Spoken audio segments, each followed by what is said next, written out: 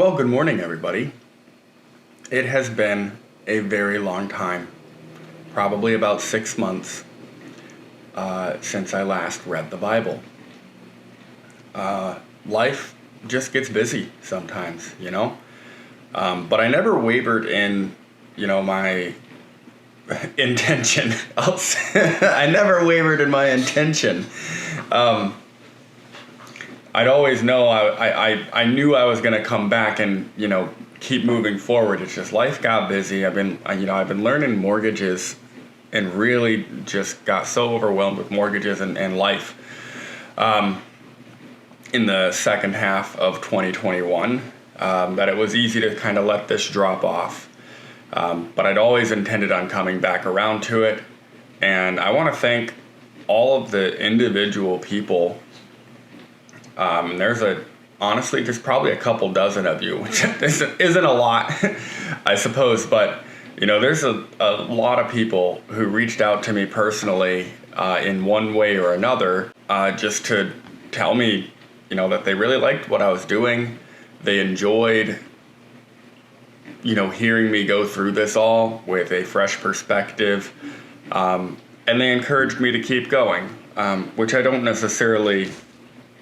Well, I do need the encouragement because it does help. It does help to know that there's some value coming at it other than what I'm just getting for myself. I'll tell you, I did like the break though. This is some intense content to get through.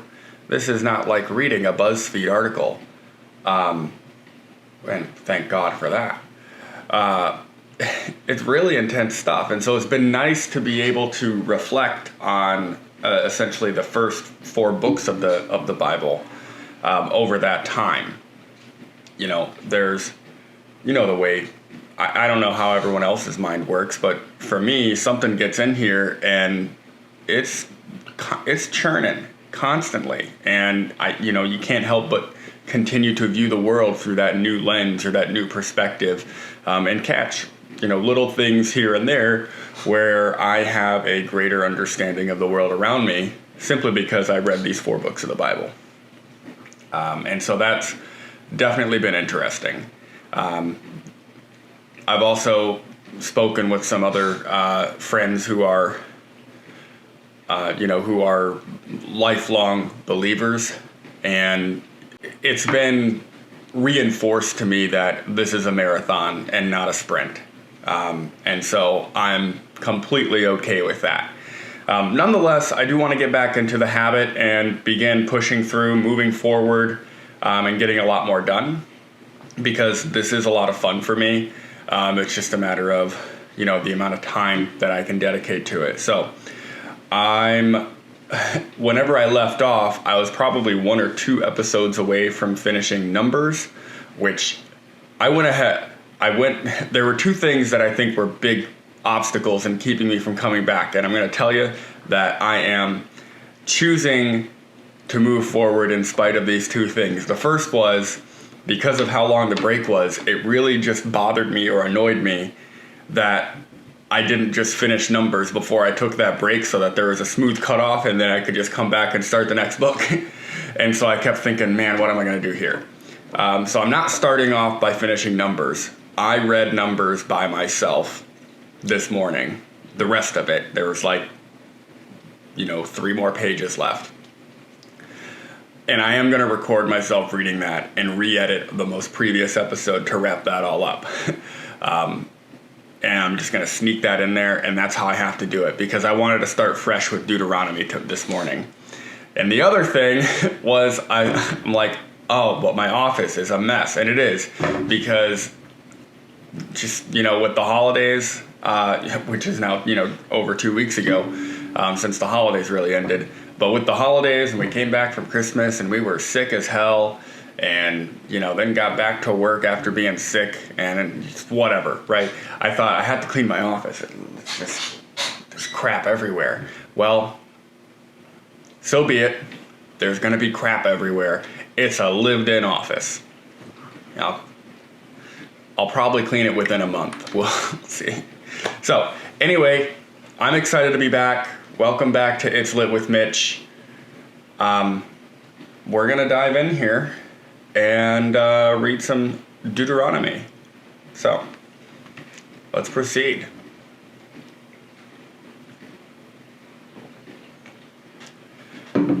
Chapter 1. Introduction to Moses' first address. These are the words that Moses spoke to all the people of Israel while they were in the wilderness east of the Jordan River. They were camped in the Jordan Valley near Suf, between Paran on one side and Tophel, Laban, Hazeroth, and Dizahab on the other.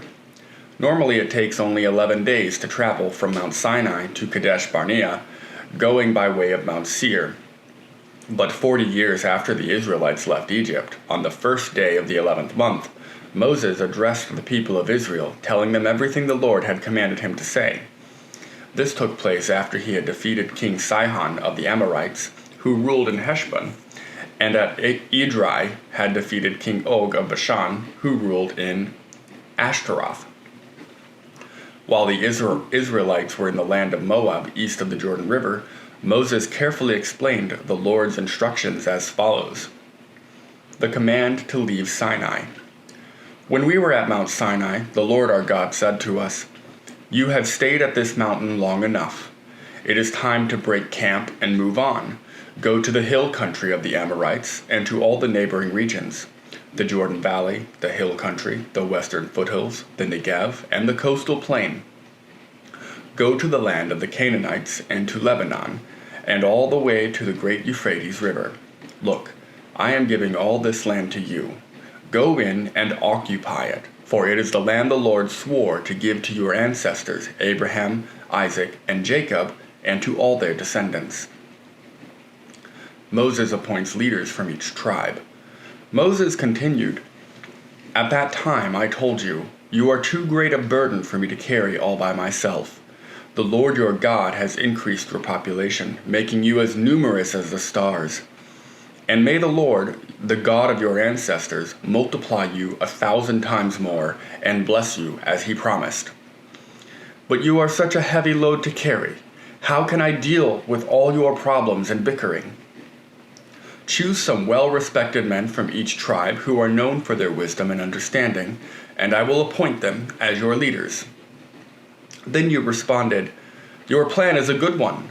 So I took the wise and respected men you had selected from your tribes and appointed them to serve as judges and officials over you.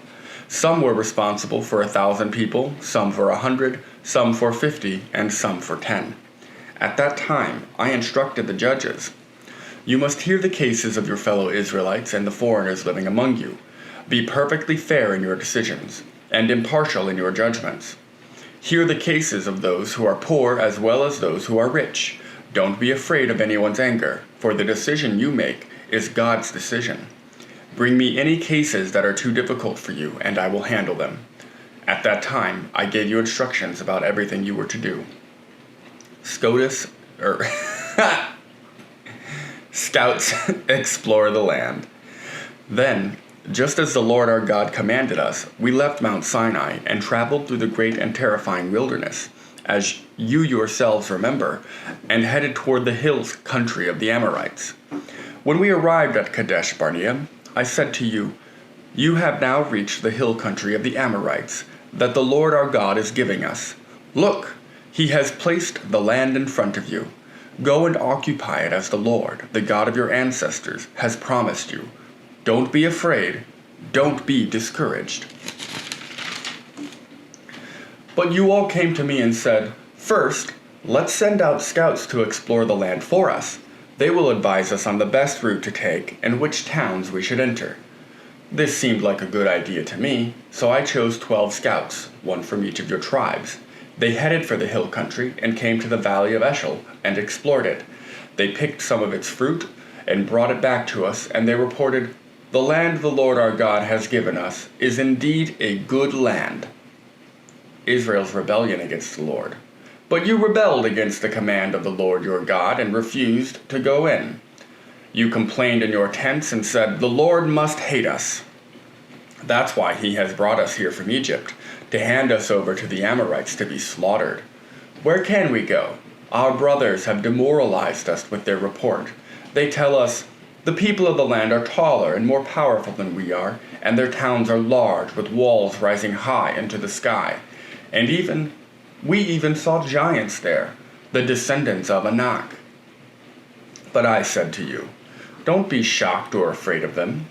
The Lord your God is going ahead of you. He will fight for you, just as you saw him do in Egypt. And you saw how the Lord your God cared for you all along the way as you traveled through the wilderness, just as a father cares for his child. Now he has brought you to this place. But even after all he did, you refused to trust the Lord your God, who goes before you looking for the best places to camp, guiding you with a pillar of fire by night and a pillar of cloud by day. When the Lord heard your complaining, he became very angry. So he solemnly swore, not one of you from this wicked generation will live to see the good land I swore to give your ancestors. Oh, so that's what's happening right now. There we go. That's why the whole world's gone to shit. Except Caleb, son of Jephunneh. He will see this land because he has followed the Lord completely. I will give to him and his descendants some of the very land he explored during his scouting mission. And the Lord was also angry with me because of you. He said to me, Moses, not even you will enter the promised land. Instead, your assistant, Joshua son of Nun, will lead the people into the land. Encourage him, for he will lead Israel as they take possession of it. I will give the land to your little ones, your innocent children. You were afraid they would be captured, but they will be the ones who occupy it. As for you, turn around now and go on back through the wilderness toward the Red Sea. Then you confessed, we have sinned against the Lord. We will go into the land and fight for it, as the Lord our God has commanded us. So your men strapped on their weapons, thinking it would be easy to attack the hill country. But the Lord told me to tell you, do not attack your own. You will be crushed. Oh wait, don't attack your own. Do not attack, for I am not with you. If you go ahead on your own, you will be crushed by your enemies. This is what I told you, but you would not listen. Instead, you rebelled against the Lord's command and arrogantly went into the hill country to fight. But the Amorites who lived there came out like a swarm against you, like a swarm of bees. Yeah, they came out against you like a swarm of bees. They chased and battered you all the way from Seir to Hormah. Then you returned and wept before the Lord, but he refused to listen.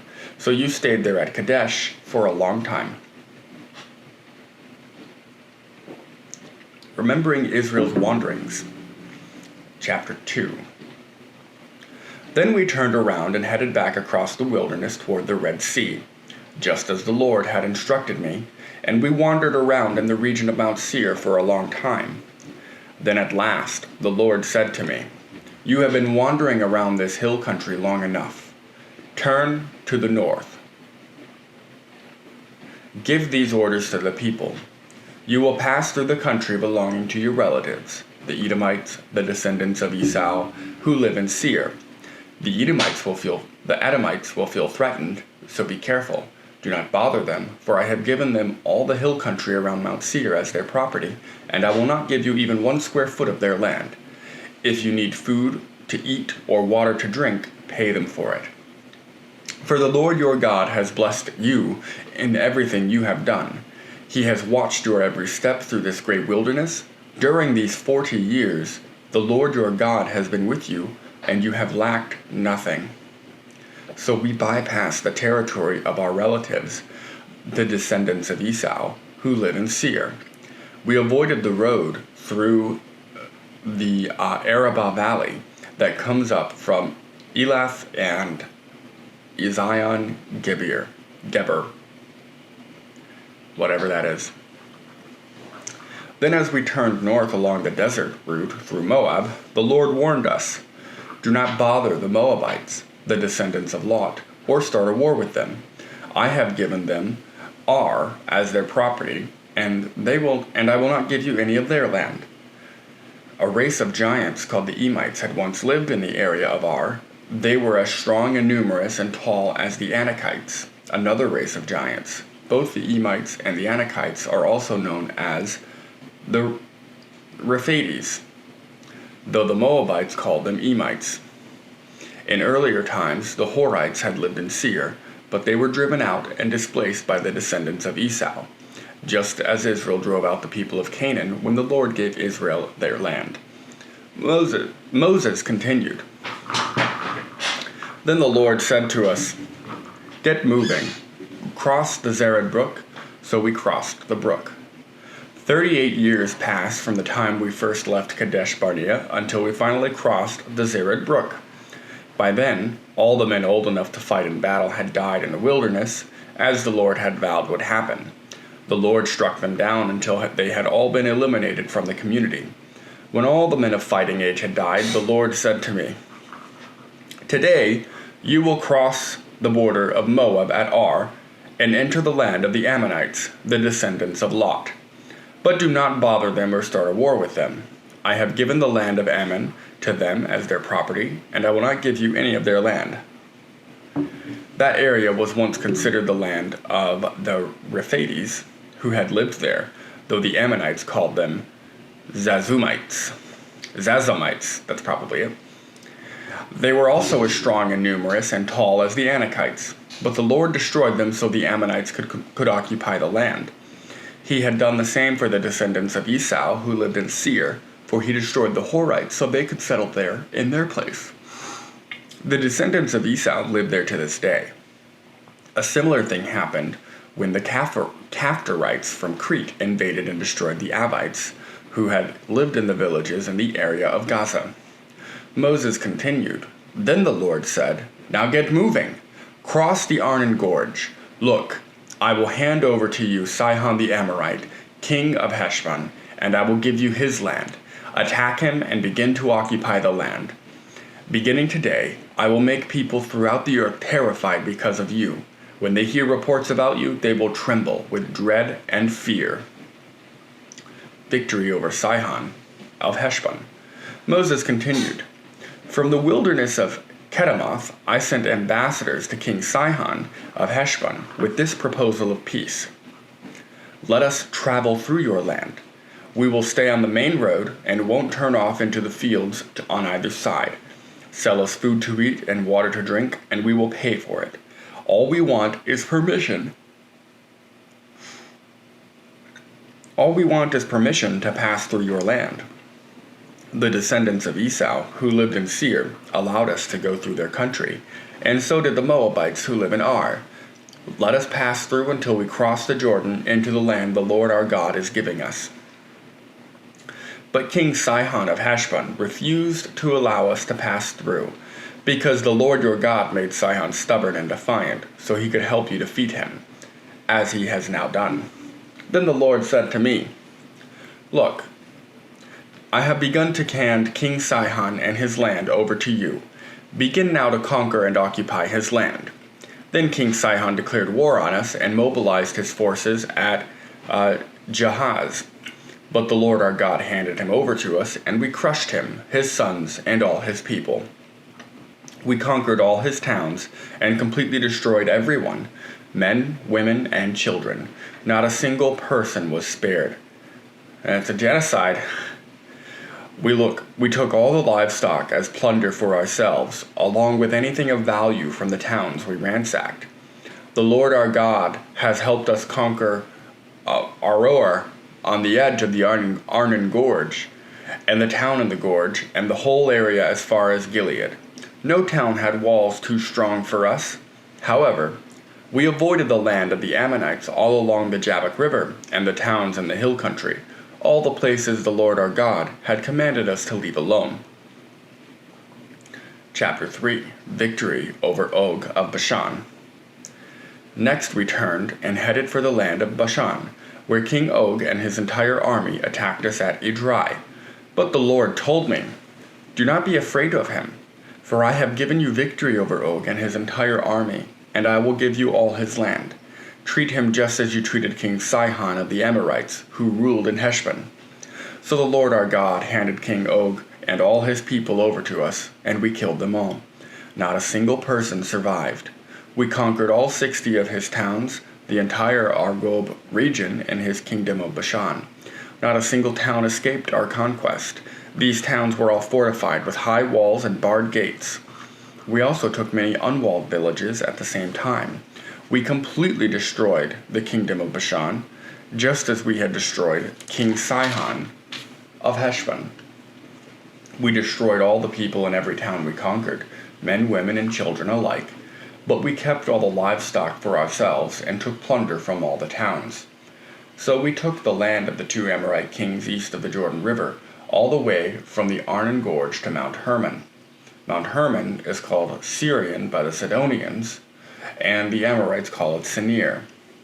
We had now conquered all the cities on the plateau and all Gilead and Bashan as far as the towns of Salaka and Edrei, which were part of Og's kingdom in Bashan. King Og of Bashan was the last survivor of the giant Rephates. His bed was made of iron and was more than 13 feet long and 6 feet wide. It can still be seen in the Ammonite city of Rabbah. Land division east of the Jordan.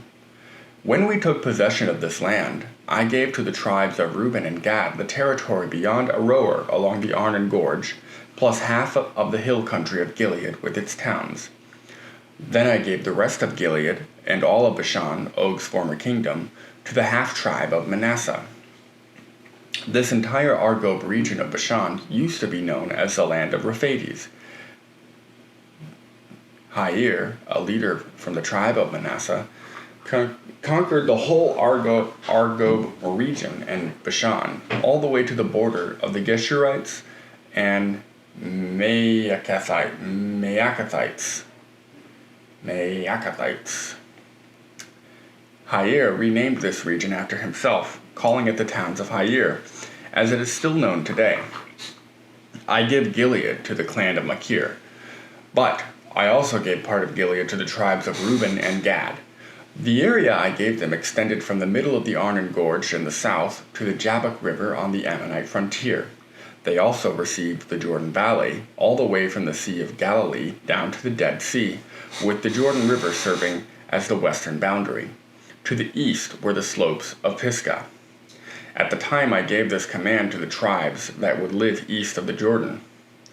Although the Lord your God has given you this land as your property, all your fighting men must cross the Jordan ahead of your Israelite relatives, armed and ready to assist them. Your wives, children, and numerous livestock, however, may stay behind in the towns I have given you.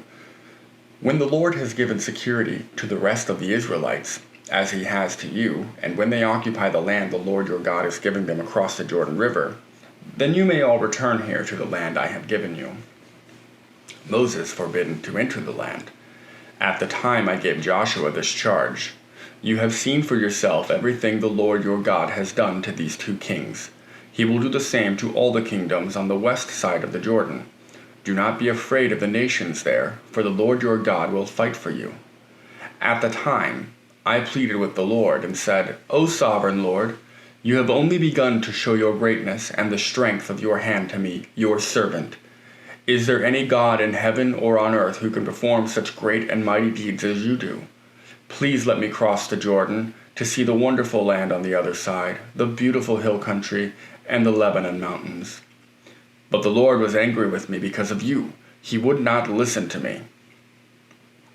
That's enough, he declared. Speak of it no more, but go up to Pisgah Peak and look over the land in every direction. Take a good look, but you may not cross the Jordan River. Instead, commission Joshua and encourage and strengthen him, for he will lead the people across the Jordan. He will give them all the land you now see before you as their possession. So we stayed in the valley near Beth Peor. And I'm going to leave it there.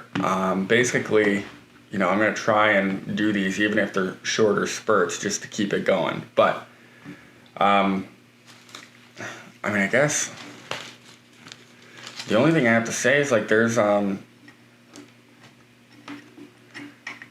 this is a vengeful God for sure right now.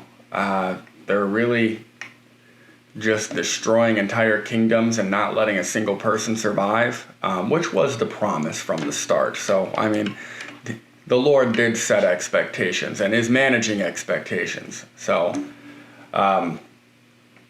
just something to think about. All right, thank you. See you again next time.